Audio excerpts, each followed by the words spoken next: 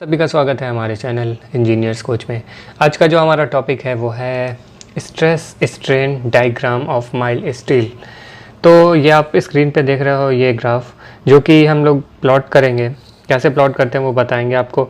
ये है आपका ये है वाई एक्सिस, ये है आपका एक्स एक्सिस। तो वाई एक्सिस पे हम लोग प्लॉट करते हैं स्ट्रेस और स्ट्रेन को प्लॉट करते हैं एक्स एक्सिस पे। तो यहाँ स्ट्रेस और स्ट्रेन ये दोनों चीज़ क्या है, इसकी बेसिक्स जानना बहुत ही ज़रूरी है। आप में से बहुत से लोगों को पता होगा, जिनको नहीं पता उन्हें जल्दी शॉर्ट में बता देते हैं। क्या होता है कि एग्जांपल के साथ, जैसे मान लो कोई भी मटेरियल है, जैसे मान लो ये पेन है, इसको अगर हम खींचते हैं, ठीक, मान लो ये पेन है आपका, इसमें हम टेंसाइल लोड लगाते हैं, इधर दोनों एंड से खींच रहे हैं, ये आपका टेंसाइल लोड है। तो खींच रहे हैं तो ये जो पेन की बॉडी है ये रेजिस्ट कर रही है, ठीक है। जैसे मान लो ये स्प्रिंग है, इस स्प्रिंग का एग्जांपल लेते हैं।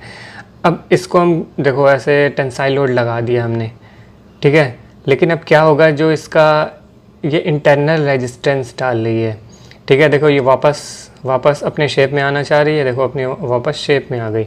तो मान लो ये स्प्रिंग है, ये स्प्रिंग है, इसको हमने ऐसे खींचा, ठीक है, टेंसाइल लोड लगा दिया, लेकिन अब क्या हुआ, इसके बॉडी के अंदर एक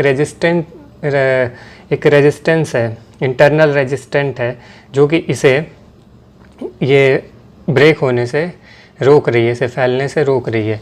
तो ये इंटरनल जो रेजिस्टेंस इसके अंदर काम कर रही है वो कहलाती है आपकी स्ट्रेस, ठीक है। अब यहाँ पे स्ट्रेन क्या है,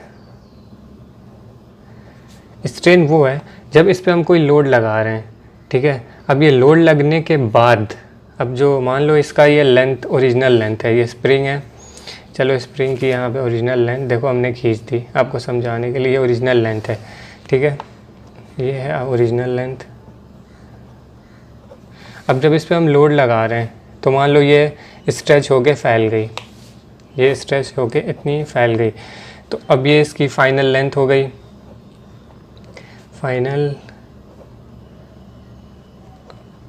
फाइनल लेंथ बोल लो या चेंज इन लेंथ बोल लो। तो स्ट्रेन क्या हो गया आपका, चेंज इन लेंथ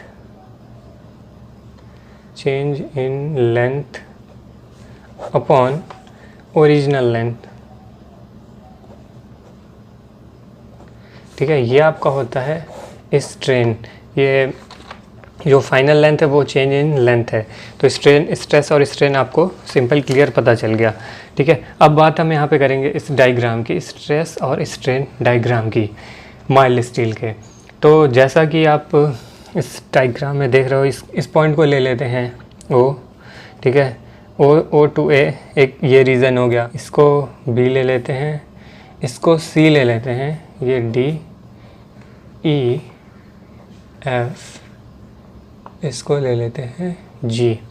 तो अब यहाँ पे हम स्टार्ट करते हैं। ये कुछ ऐसा डायग्राम बनेगा माइल्ड स्टील का, ठीक है।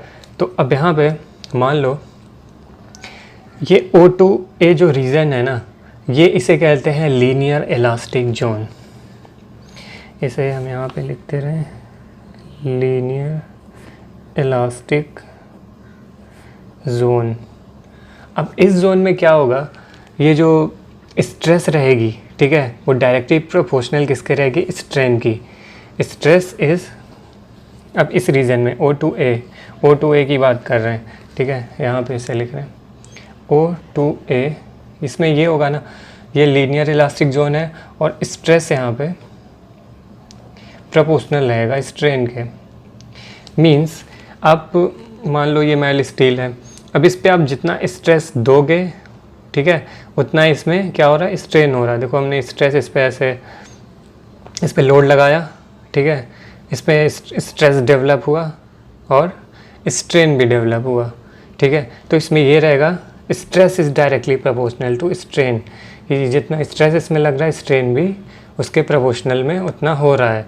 तो मीन्स ये हुक्स लॉ को फॉलो कर रहा है। अब यहाँ पे ओ से ए में अगर हम यहाँ पे अगर लोड हटा देते हैं, ठीक है, स्ट्रेस हटाया, तो क्या होगा, ये जो बॉडी रहेगी वो अपनी ओरिजिनल शेप में चली जाएगी। O2A। अब यहाँ पे A से B में, अब ये है नॉन लीनियर इलास्टिक जोन, ठीक है। नॉन लीनियर इसलिए है क्योंकि आप यहाँ देख रहे हो एक लीनियर स्ट्रेट एक लाइन बन रही है, means stress is directly proportional to strain है। लेकिन यहाँ पे आप हल्का सा एक कर्व देख रहे हो, ठीक है। अब इस कर्व के वजह से ये नॉन लीनियर है। यहाँ पे स्ट्रेस जो है वो डायरेक्टली प्रोपोर्शनल नहीं है स्ट्रेन के, मतलब जितना स्ट्रेस यहाँ पे पड़ रहा है वो प्रोपोर्शनल नहीं है स्ट्रेन के। यहाँ पे इस रीजन में, ये रीजन आपकी कहलाएगी non linear elastic zone, non linear elastic zone. यहाँ पे इस जो ये ए से बी का रीज़न है, ठीक है, इसको इलास्टिक लिमिट भी कहते हैं। मींस अगर ये इसके बाद से ज़्यादा इसमें स्ट्रेस पड़ा तो ये ओरिजिनल शेप जो मटेरियल है वो अपनी ओरिजिनल शेप में नहीं आ पाएगा। मींस यहाँ बी से बी तक भी अगर हम मटेरियल का लोड हटा देते हैं, मटेरियल से स्ट्रेस हटा देते हैं, तो जो बॉडी रहेगी ना वो, मान लो ये रीज़न बी है, अब यहाँ बी तक हमने इस पर स्ट्रेस डाला, अब ये इसे छोड़ेंगे तो ये अपने ओरिजिनल शेप में चला जाएगा। लेकिन अब बी से अगर ज़्यादा आगे बढ़ते हैं, ये बी है आपकी इलास्टिक लिमिट, अगर इस इलास्टिक लिमिट से ज़्यादा अगर हम इसमें स्ट्रेस डालते हैं तो ये अपनी ओरिजिनल शेप नहीं पा पाएगा, मीन्स ये अपनी ओरिजिनल शेप में नहीं जा पाएगा, ठीक है। ए से जो बी रीज़न है वो आपका है इलास्टिक लिमिट, ठीक है। अब बी से सी की तरफ बढ़ते हैं। अब ये जो जोन है बी से सी, अब यहाँ पे जो पॉइंट सी आप देख रहे हो ना, ये है अपर यील्ड पॉइंट कहलाता है। ये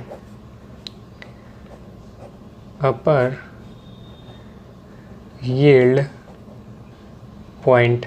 अब यहाँ पे यील्ड जो है यील्ड मीन्स आप कह सकते हो चेंज इन शेप, ठीक है।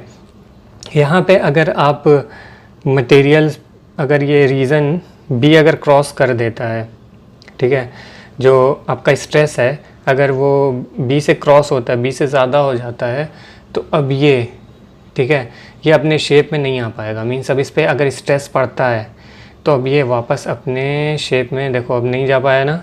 अब मान लो बी से ये ऊपर क्रॉस कर गया स्ट्रेस, तो अब ये ओरिजिनल अपने शेप में नहीं जा पाएगा।